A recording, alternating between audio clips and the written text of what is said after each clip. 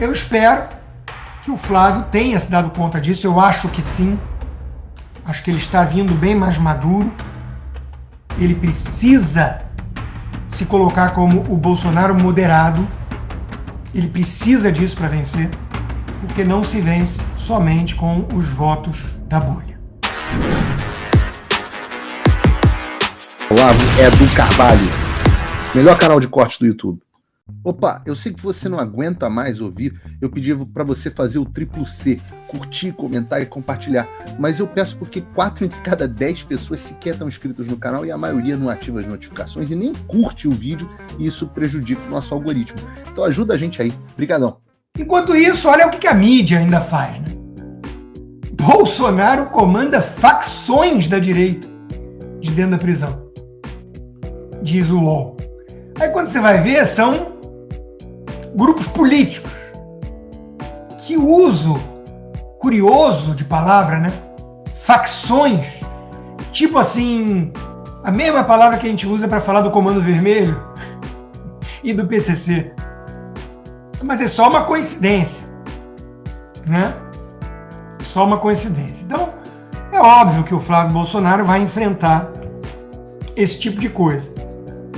Tem uma turma da velha imprensa, inclusive, que deve estar esperando para confirmar mesmo que o candidato é o Flávio, e será. Acho que esse assunto é página virada, né?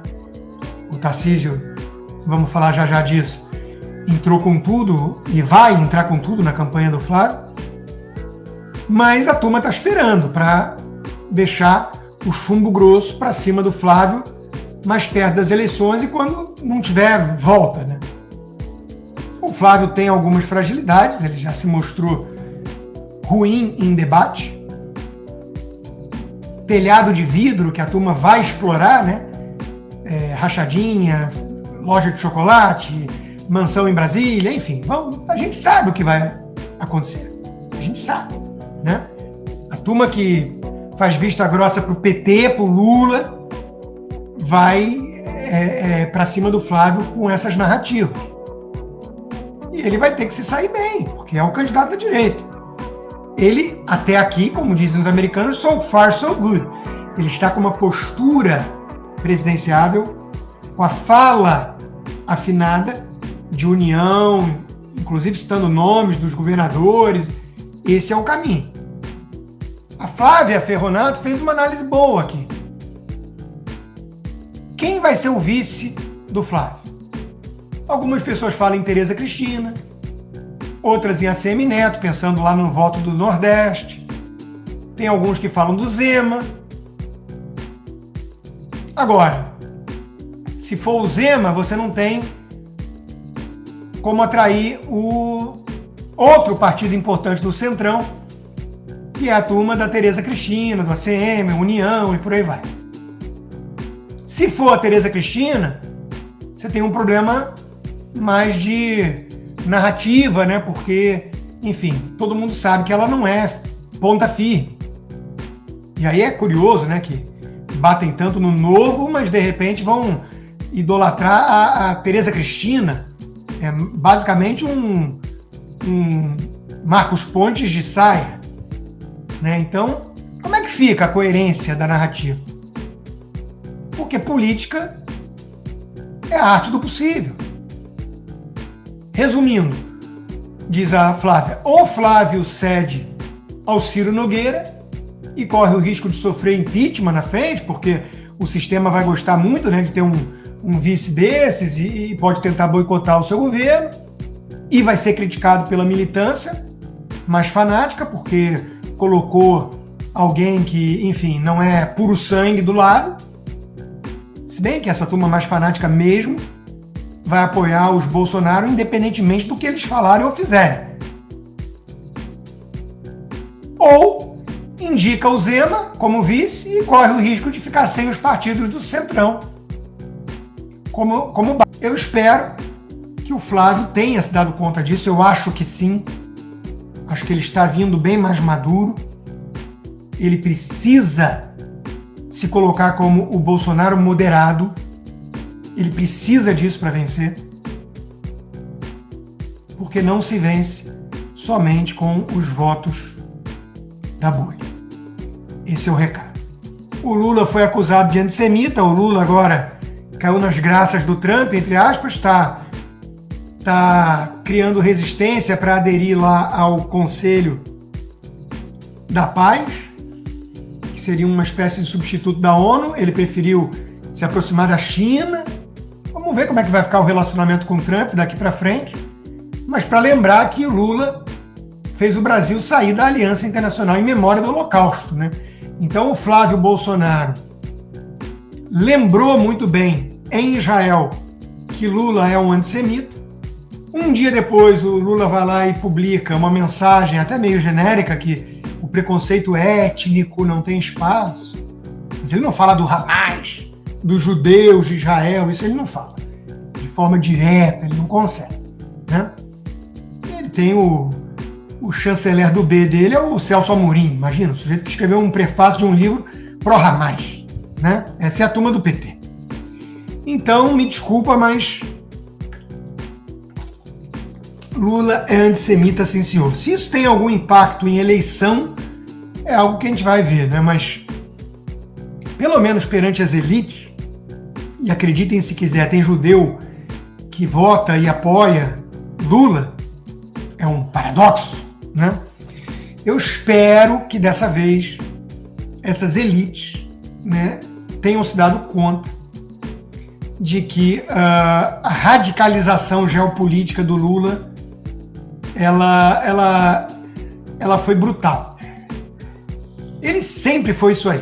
Ele sempre foi um bajulador de tiranos e tudo mais. Mas ele escondia um pouco melhor em alguns aspectos. Ele não tinha pisado no acelerador da forma que ele pisou dessa vez para levar o Brasil de vez para o eixo do mal. Então, aquela turma que falava de frente ampla pela democracia, o Estadão e companhia, o Armínio Fraga, Helena Landau, né? Esse pessoal vai ter que acordar. A gente espera, né? Ou não espera muito, mas enfim. Bom, por outro lado, Trump parece ter acertado na escolha do Fed para substituir o Jim Powell. Ele escolheu o Kevin Warsh, que foi diretor já do Fed. Era alguém que vinha criticando muito o Fed. O editorial do Wall Street Journal diz que foi uma ótima escolha, que ele tem as críticas certas ao Federal Reserve e sabe como consertá-las.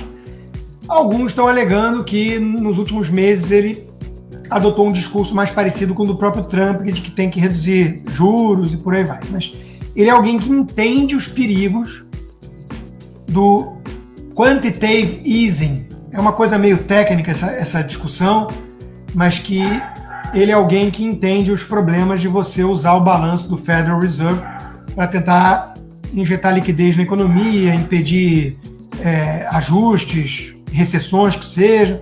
É alguém que entende esse perigo, né? Então, enfim, vamos ver como é que será a gestão. O dólar vem perdendo valor, né, em relação ao ouro, em relação a outras moedas, ou seja, os investidores, o mercado, né, como se diz, e tem muita gente que é ignorante em relação ao que é o mercado, eles estão achando que o Trump está, de alguma forma, agindo em ano de eleição, né, midterm elections e tudo, que tradicionalmente já costuma ter uma certa troca, né, de poder e tudo. Ele está agindo para tentar artificialmente bombar a economia e que isso é ruim para o dólar, enfim. Vamos ver, né? Sobre a midterm election, né, o Trump tem alguns problemas. Essa coisa de Minnesota é uma canalice da esquerda, o que estão fazendo, mas não adianta, né? Vídeos com policiais do ICE metendo 10 tiros no cara pegam mal. A gente tem que ser realista, né? Então ele mandou o Roman para lá para tentar apaziguar as coisas e tudo, né? Tentar resolver. Não adianta ficar nas bolhas gritando, isso é coisa do Soros querendo... a gente sabe, mas que tem desgaste, tem, porque as pessoas que não consomem política de uma forma tão assídua, elas olham esporadicamente as coisas, veem esse vídeo e falam, porra, isso foi too much. Então, não é trivial. A imagem do Trump estava ótima em relação à questão da imigração, porque ele venceu com essa bandeira, entregou. Migração ilegal nos Estados Unidos parou nesse ano. Aí vem essa questão de talvez errar na dose, perseguindo os imigrantes ilegais no país. Não são apenas criminosos muito perigosos, do trem da água e por aí vai. Então, essas imagens que a esquerda está sabendo explorar, né, com morte de pessoas e tudo, isso é uma coisa que desgasta. Mas, tradicionalmente falando, às vezes costuma já ter essa alternância de poder, porque o americano tem uma sabedoria tácita, que desconfia de concentração de poder num partido. É um sistema bipartidário, né? E quando eles percebem assim, os republicanos estão com as duas casas, a Câmara e o Senado, com a presidência e com a Suprema Corte. Naturalmente, às vezes sem compreender muito bem isso, eles votam para uma mudança de comando na casa, porque é uma coisa, repito, tácita, né? Uma sabedoria tácita para impedir muito tempo de um partido só com muito poder. Enfim. Então, eu acho difícil o Trump conseguir manter a Câmara e o Senado. Vamos ver, acho difícil. Mas ele está lutando por isso e é um bom governo, com bons resultados para entregar, né? Eu acho que ele já ciente disso, ele pisou no acelerador, fez muita coisa que tinha que fazer no primeiro ano, né? Vamos ver. Muito obrigado pela preferência, sob censura ainda, né? Muito obrigado e peço encarecidamente que quem quiser apoiar o meu trabalho independente, que é, cá entre nós, o que eu mais gosto, sem demérito a todos os outros, e são vários empregadores, parceiros, mas esse é o que eu mais gosto de fazer. Sou eu e vocês direto aqui, né? Vá lá no rodrigoconstantino.com e considere se tornar um patrono hoje mesmo. Inscreva-se também na minha comunidade do Locals, o conteúdo disponível do que eu produzo está lá, mas de preferência para quem usa VPN, para não ficar na intranet do Xandão.